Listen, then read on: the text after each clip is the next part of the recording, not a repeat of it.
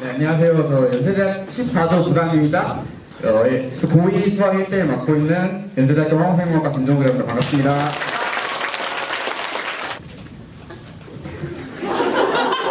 사진 보고 웃으시면 안 돼요. 저는 이제 제 학창 시절 얘기를 좀 주되게 하고 나서 공부법을 살짝 얘기할 건데, 먼저 사진을 좀 말씀드리면, 제가 한 5달 전에 면허를 딸라고 찍었던 사진이에요. 근데 이제 제 친구가 사진 보더니 무슨 역사 교과서에 실릴 것 같은 독립운동하던 열사님들 같이 생겼다고 해서 제가 흑백으로 바꾸고 밑에 태어나서 살고 있는 것까지 적어가지고 옆에 뒀습니다. 네, 먼저 제 학창시절 얘기를 좀 해볼게요. 저는 경기도 파주에서 왔고요. 저는 경기도 파주에서도 완전 위쪽인 적성에서 태어나서 이제 초등학교를 지냈어요. 근데 그 적성이 얼마나 위쪽에 있냐면, 일단 날씨 좋은 날 산에 가면 북한 보이고요. 그리고 서울보다 개성공단이 더 가까운 그런 곳이었는데, 이제 제가 초등학교에 들어갔을 때, 집까지 올 수단이 없어서, 저희 어머니가 이제 저희 형 같은 경우는 그때 영어 수학 학원이 없어서 속셈 학원에 보냈고요. 저는 태권도를 보내가지고 저는 태권도를 열심히 했어요. 근데 이제 저희 형이 공부를 되게 잘했거든요. 그래가지고 어머니가 형 중학교에 입학하던 해에 이제 파주시 안에서 좀 도시인 금천으로 전학을 갔습니다.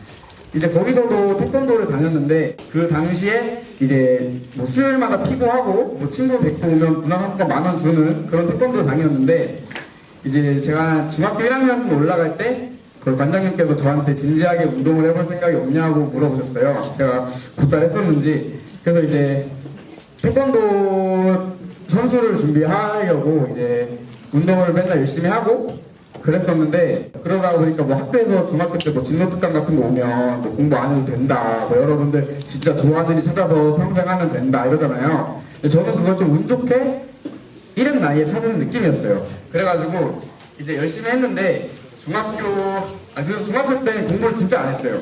그냥 맨날 태권도만 다니고, 이제 학교에서도 반에 맨 뒤에 앉아서 그냥 자고, 선생님도 저 운동하는 거 아니까 이제 일부러 안 깨우시고, 뭐 그러고 얼마나 공부를 안 했냐면, 제 중학교 때 얘기를 하나 해드리자면, 이제 제가 중3 때 1층에 저희 교실이 있었는데, 이제 저희가 맨날 창문으로 탈출하니까 그 2, 3, 4층은 그 떨어질까봐 그 쇠를 이렇게 걸어놓거든요. 그 뭔지 아시나요?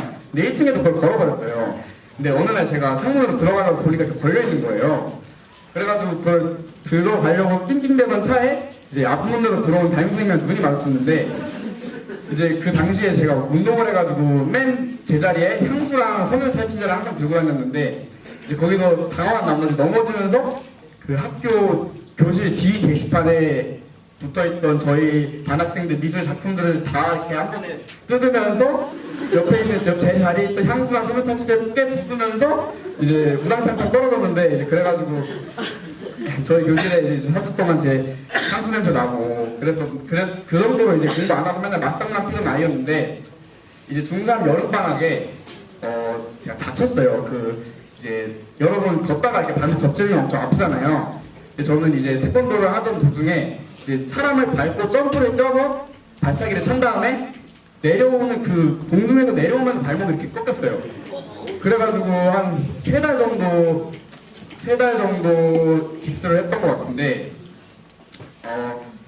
3달 정도 깁스를 하고 다시 운동을 하려고 보니까, 이게 태권도 배워보신 분들은 알겠지만 차는 발 말고, 태권도의 꽃이 이제 발차기인데 차는 발 말고 아래에서 버텨주는 축발이 되게 중요하거든요. 그랬는데 이게 너무 아픈 거예요. 진짜 돌릴 때마다 너무 아파서 도저히 운동을 할 수가 없는 거예요. 그래서 이제 뭐 제가 찾아 헤매던 꿈을 그때 접고 좀 방황을 했어요. 맨날 학교 끝나면 그냥 맨날 놀고 그냥 즐거웠는데 되게 불안했죠. 근데 이제 어느 날 문득 생각이 들더라고요.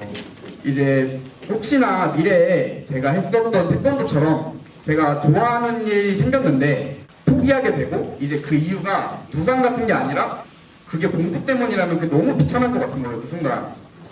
그래가지고 이제 좀 미래에 있을 나를 위해서 학생 때 내가 노력할 수 있는 가장 확실하게 보이는 길이 공부였어요, 그때. 그래서 공부를 처음 시작했는데 솔직히 말해서 전 시작하자마자 잘했어요. 시작하자마자 암기 과목은 되게 잘했어요.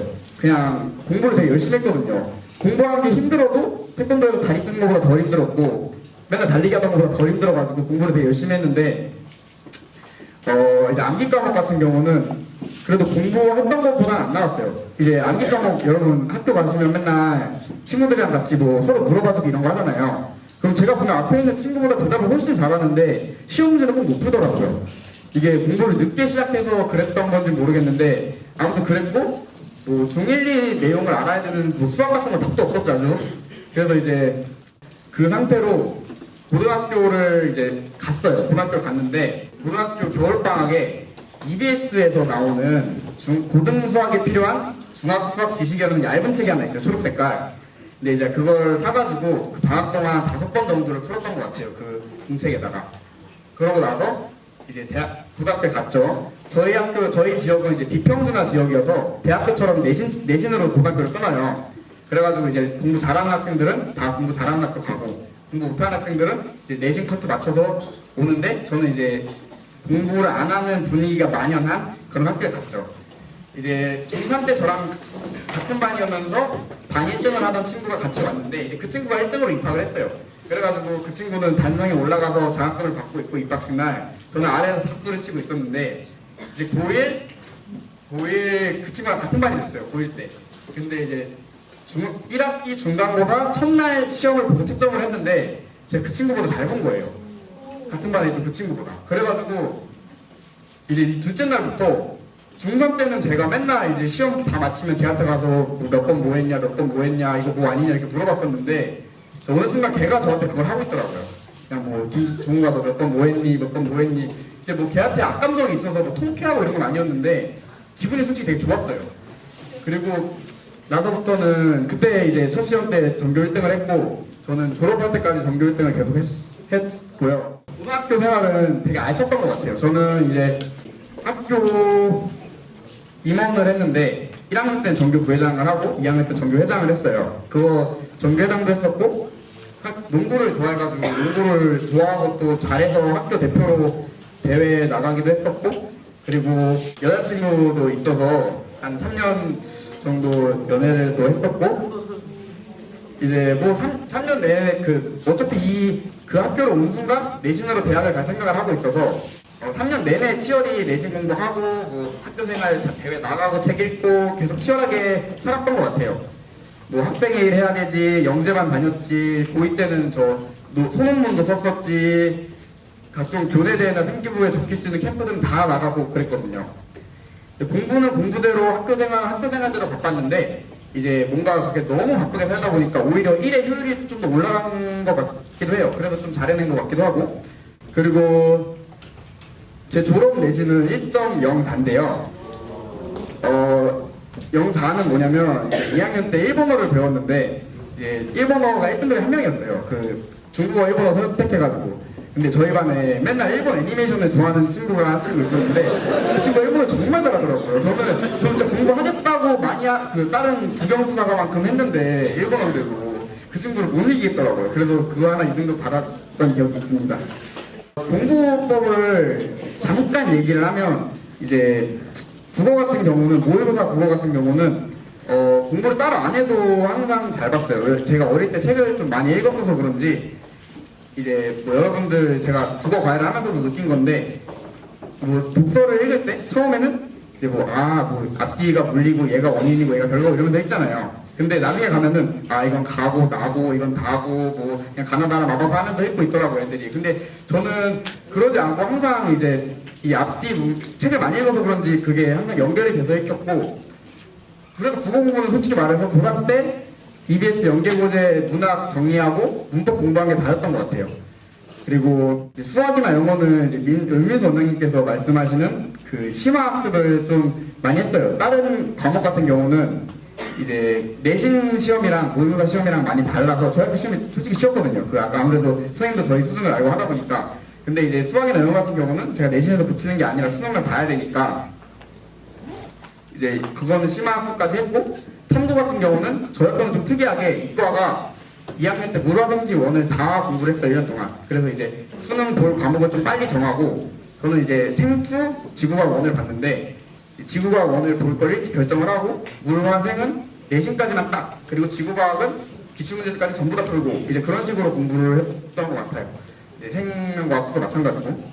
이제 그렇게 하다가 이제 원서 쓸 때가 됐는데, 저는 정시 이제 뭐 솔직히 고1 때는 그 내신 시험 기간에만 공부를 열심히 했어요. 막 뭐 3년 내내 맨날 독서실에 밖에서 이렇게 공부하지 않고 뭐 맨날 그런 그 학원 다니다가 이제 시험 기간에는 시험 공부 열심히 하고 이런 식이었는데, 이제 고3 때부터 공부를 좀 열심히 확실히 맨날 열심히 했던 것 같아요. 그래서 3월 모의고사에 비해서 진짜 1년 동안 거의 상승 곡선만 탔고, 9월 모의고사 봤을 때는 제 내신이 1.04인데 정시로도 제가 수시로 가는 학교를 갈 만큼의 성적이 나오더라고요. 그래서 수시를 되게 질렀어요. 그냥 수시가 다 떨어져도 정시로 가면 되니까. 그래서 이제 학교에 1, 2등만 주는 서울대 원서가 있는데 그거를 쓰고, 연대 2개 쓰고, 고려대 하나 쓰고, 이렇게만 썼어요.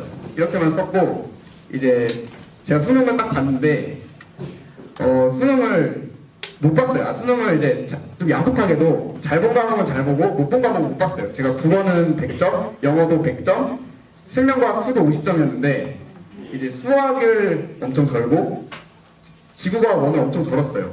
그래가지고 서울대 최저가 2등급 3개인데 그러면 탐구 13 맞아서 평균 2등급 되는 거 아닌가요? 하는데 서울대는 좀 특이하게 평균이 아니라 이게 등급이 이상이에요. 1, 2, 1, 2 이렇게 맞아야 돼요. 둘 다 그래야 2등급으로 쳐주기 때문에 그 국어 영어에서 맞췄지만 그래서 서울대를 떨어졌어요. 서울대를 떨어지고 그냥 연세대학교 화공생명공학과에 입학을 했습니다.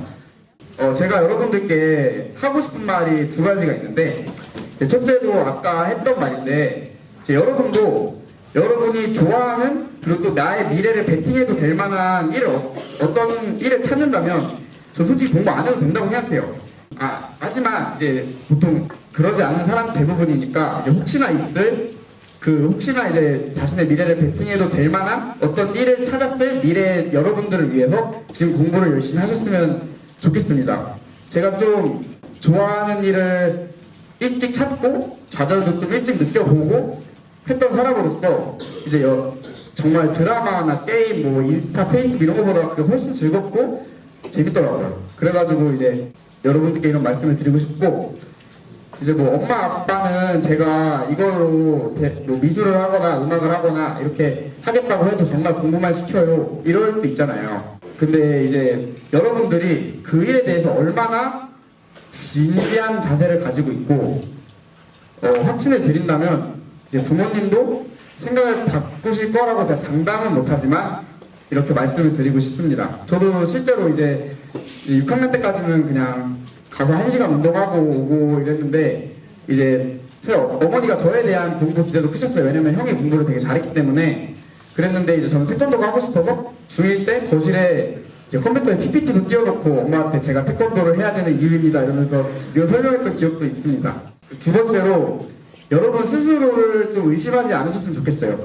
제가 고등학교 졸업식 때 그 단상에 올라가서 대표로 송사로도 했던 말인데, 이제 어른들이 종종 뭐 공부가 제일 쉬운 거다, 뭐 여러분들이 인생 사는 데 있어서 대입은 넘어야 아주 작은 산에 불과하다 이렇게 얘기를 하잖아요.